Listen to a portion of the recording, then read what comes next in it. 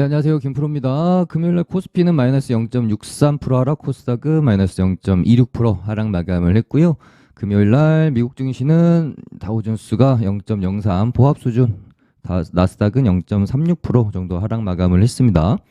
일단 나스닥이 이 저항 구간을 어렵사리 한번 돌파가 일단은 나왔는데요.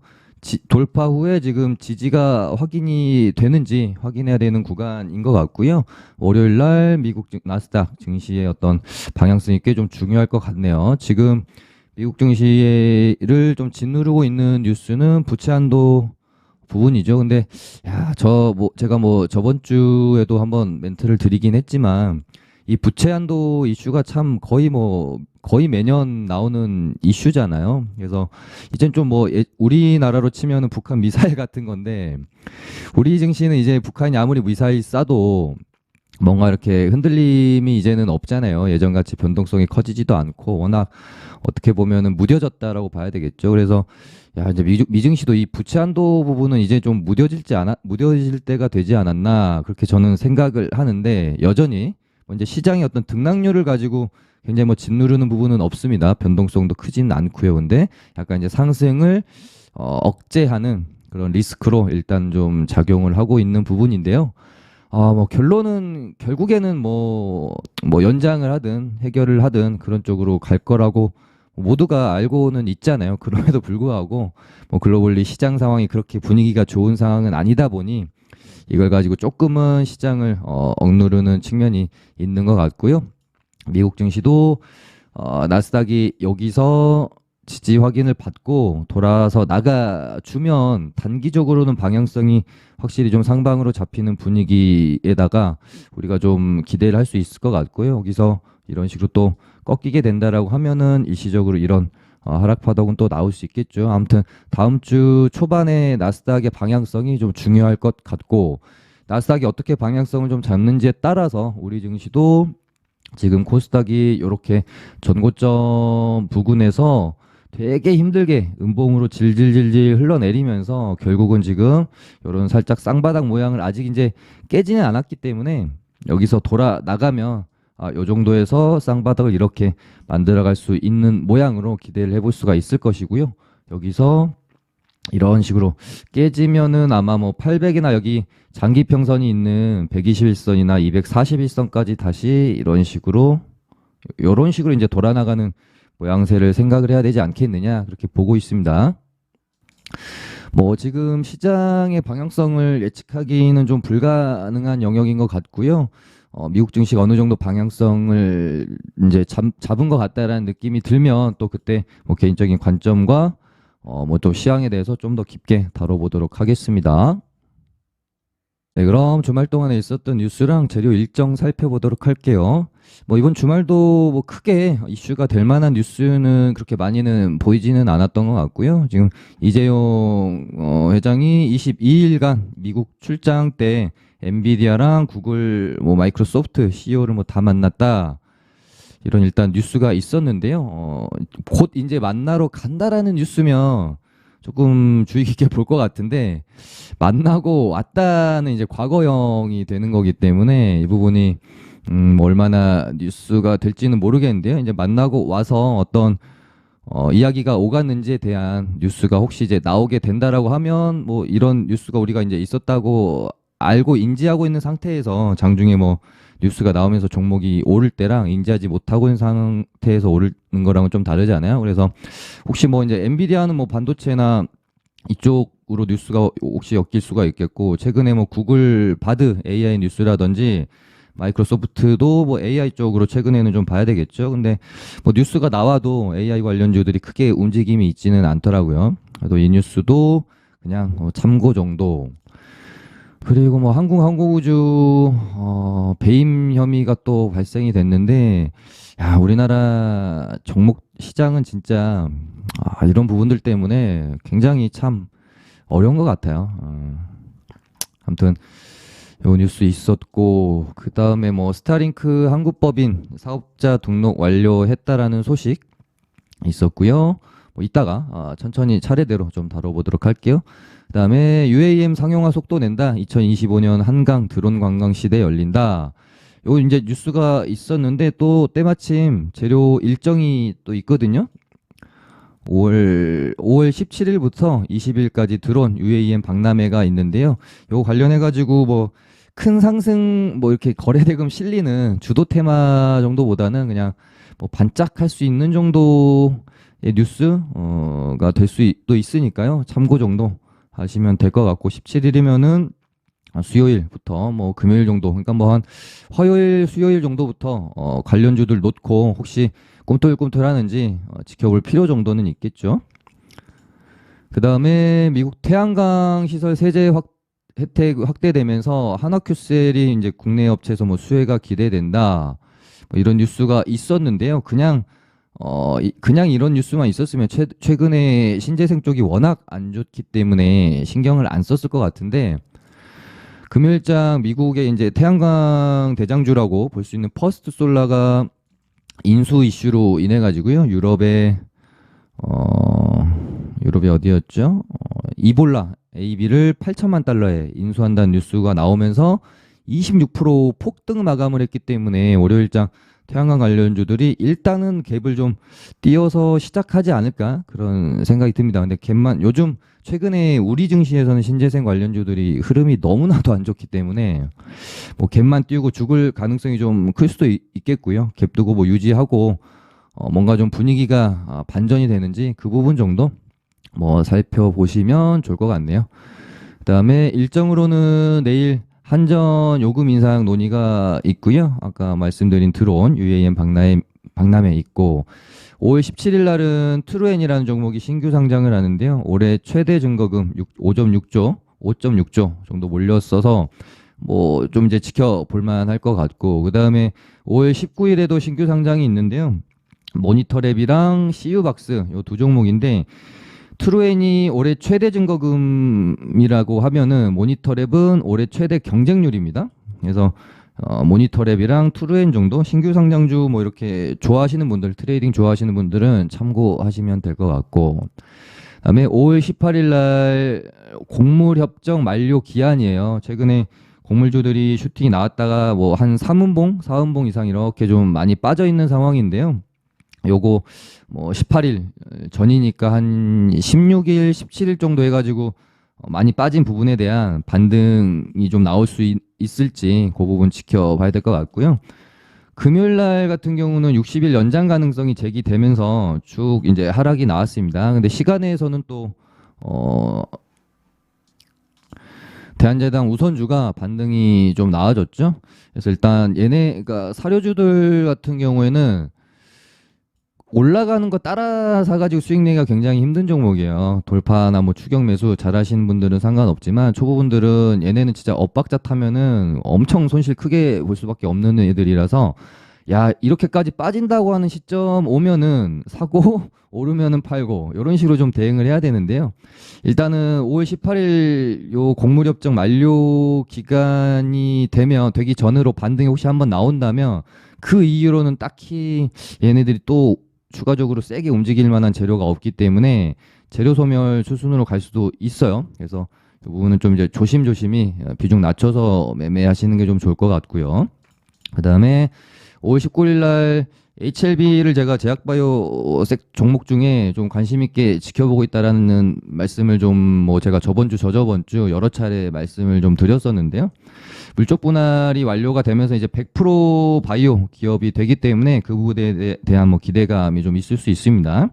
그러면서 5월 달에 미국 FDA 간암 1차 치료제 신약 허가 신청 재료가 있어서 혹시 뭐 HLB가 움직임이 좀 나오는지 그 부분 지켜보시면 될 것 같고 그다음에 5월 19일부터 20일까지는 G7 정상회의가 있는데요. 여기서 뭐 다뤄질 주제들이 세계 금융 시스템 강화 보안, 뭐 보안 솔루션 쪽 뭐 테마 관심 둘 수 있을 것 같고 혹시 여기서 이제 뭐 러시아 추가 제재에 대한 부분 그러면서 뭐 러시아가 또 뭔가 발언을 내놓거나 하게 되면은 뭐 사료주들이 단기적으로 조금 움직임이 또 나올 수는 있겠죠. 뉴스 체크를 잘 해봐야 될 것 같고요. 그러니까 18일 곡물협정 만료 기한 있고 19일부터 20일까지 G7에서 뭐 중국이나 러시아 관련해 가지고 뭔가 또 뉴스가 나올 수 있기 때문에 요때 한번 뉴스를 잘 좀 주목해서 봐야 될 것 같습니다. 그거 말고는 딱히 주목할 부분 없는 것 같고 5월 21일 날 한미일 정상회담 개최 가능성이 지금 있는데요.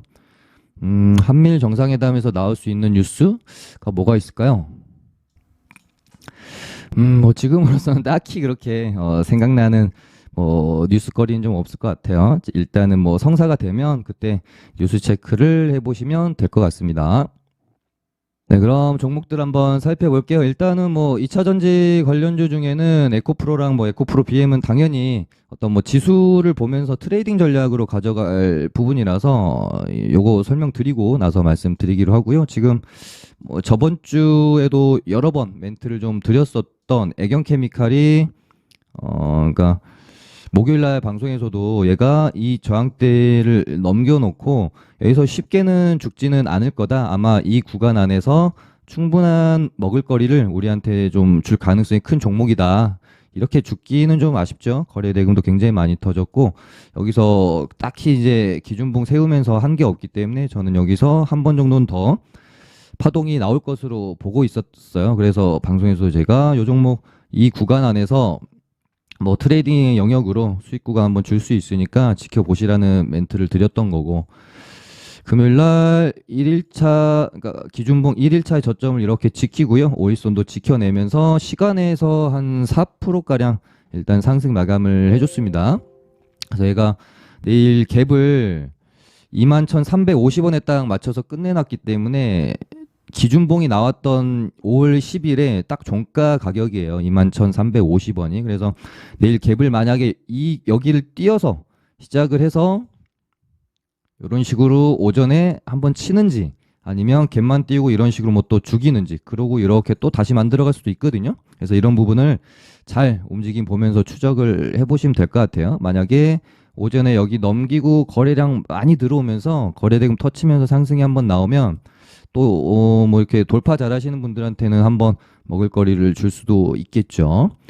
그러면서 애경케미칼이랑 좀 같이 봤던 애가 레이크 머티리얼이었는데요. 얘도 제가 21선에서 이런 식으로 음봉이 그러니까 슈팅이 한번 나왔다가 음봉 마감을 해버렸기 때문에 저는 별로 그렇게 좋지는 않게 봤습니다. 그래서 21선 깨면 또 음봉이 길게 떨어질 수 있으니까 뭐 21선 기준으로 좀 대응을 하셔도 되고 얘가 여기서 애경케미칼처럼 가려고 했으면 21선에서 이런 식으로 양봉 마감을 해줬으면 좋죠. 그러면 이런 식으로 흐름을 애경처럼 가져갈 수가 있었는데 일단 21선을 이탈해버리면서 흐름이 일단은 한풀 좀 꺾였고요.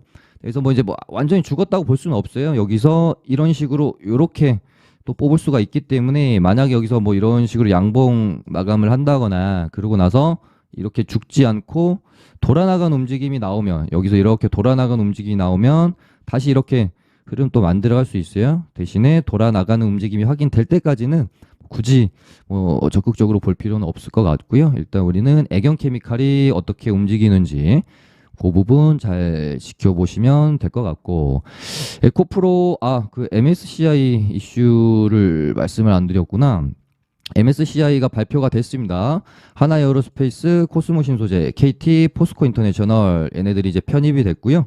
제1기의 롯데쇼핑, S윈, ST바이오센서가 편출이 됐습니다. 이제 에코프로가 뭐 MSCI 편입이 되니 많이 가능성이 있니 없니 얘기가 좀 있었잖아요. 그래서 근데 뭐 주가가 좀 너무 많이 오르는 바람에 일단 MSCI 편입은 실패를 했고 이 부분이 이제 뭐 내일 또 실망감으로 이어질지 봐야 될 것 같은데요.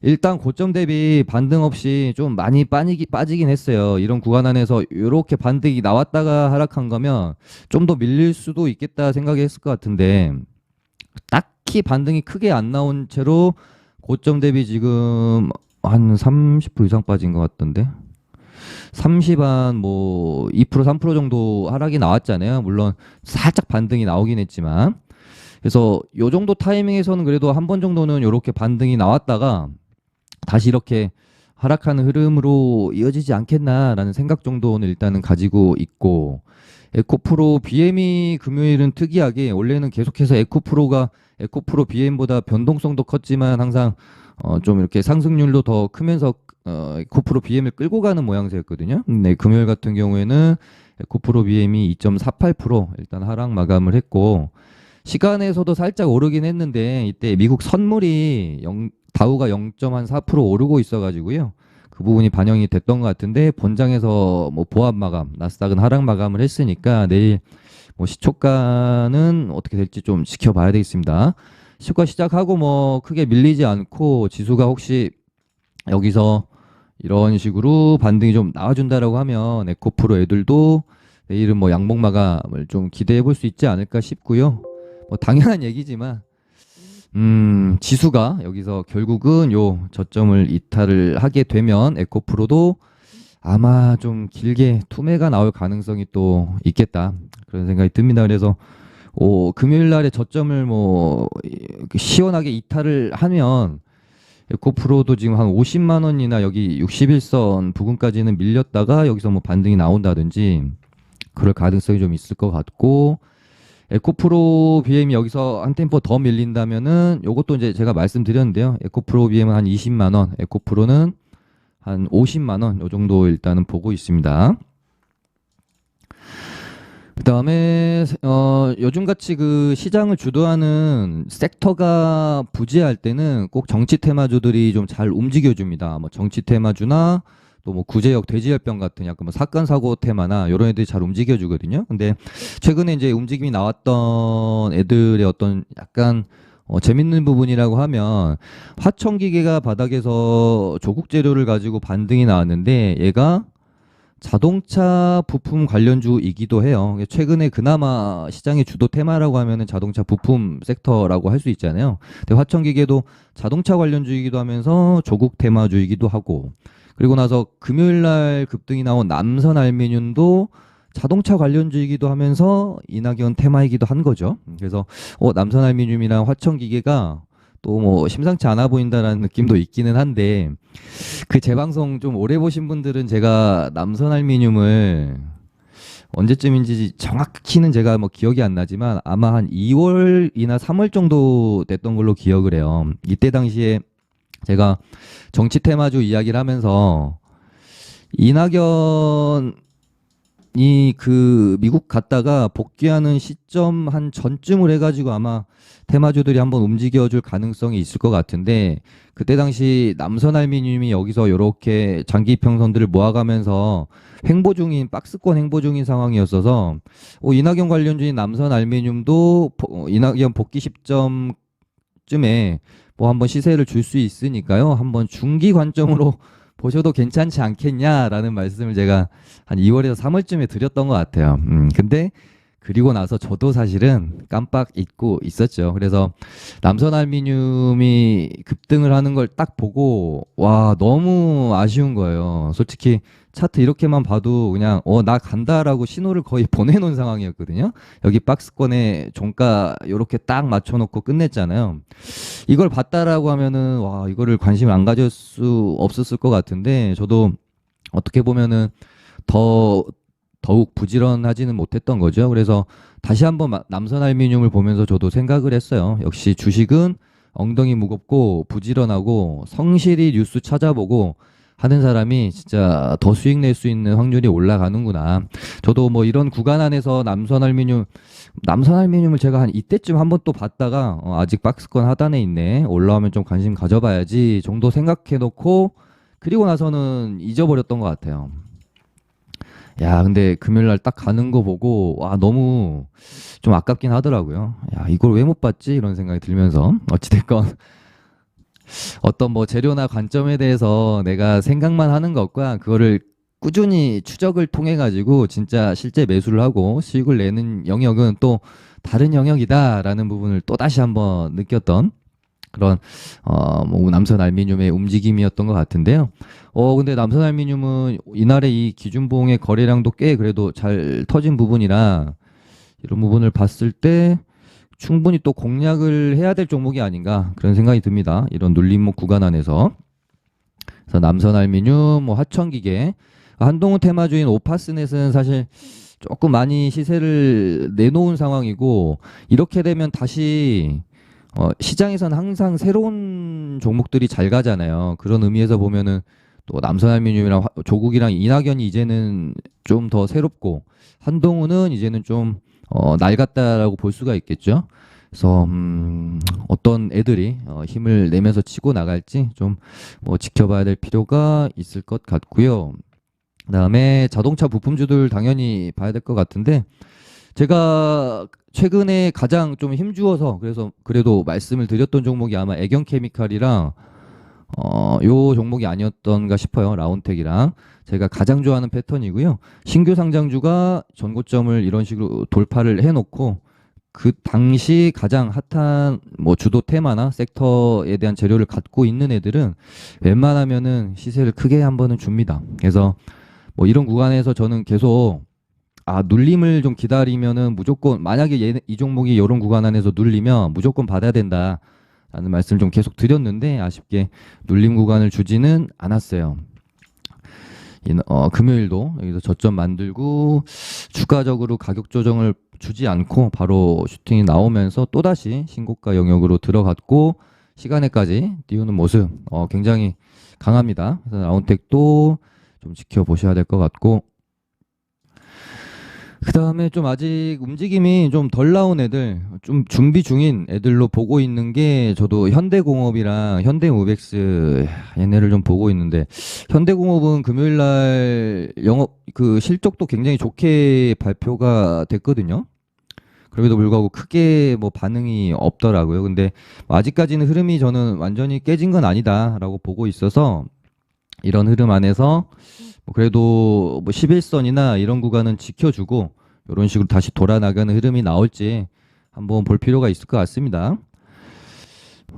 현대무백수도 뭐 어떤 재료를 가지고 얘가 지금 움직이고 있다라고 어떤 뭐 HTS상의 뉴스도 안 나오고 그래가지고요. 뭐 2차 전지 공정 설비 공정 재료도 있고 뭐 로봇 관련 재료도 있는데 최근에 또 로봇주들 분위기가 좋잖아요. 제가 로봇주들은 정말 여러 차례 언급을 또 드렸기 때문에 레인보우가 거의 여기 바닥권에 있을 때부터 로봇주들이 심상치 않아서 한번 돌림 반등 기대해 볼 수 있을 것 같다. 멘트 여러 번 좀 드렸었거든요. 레인보우 로보틱스, 뭐 뉴로메카 이런 애들이 큰 반등이 좀 나오고 있는 상황이고 두산 로보틱스 상장 재료가 또 있기 때문에 이걸로 한번 움직임이 나올 수도 있으려나 그런 생각도 듭니다. 네, 로봇주들도 뭐 여러 번 여러 차례 좀 말씀을 드렸고 아무튼 현대모백스가 이대로 흐름을 만들어 놓고 죽지는 않을 것 같긴 한데 여기서 이런 식으로 좀 이렇게 한번 가줄지 추적이 좀 필요할 것 같네요. 그다음에 화장품 관련주인 실리콘투도 뭔가 이대로 뭐 죽지는 않을 것 같은데 거의 투상 높이라서 이 윗구간으로 공략하기는 조금 이제 뭐 부담이스러울 수는 있습니다. 근데 뭐 이렇게 갭 띄우고 한번 칠 수도 있을 건 같거든요. 단기 과열도 아직 한 개밖에 안 떠서.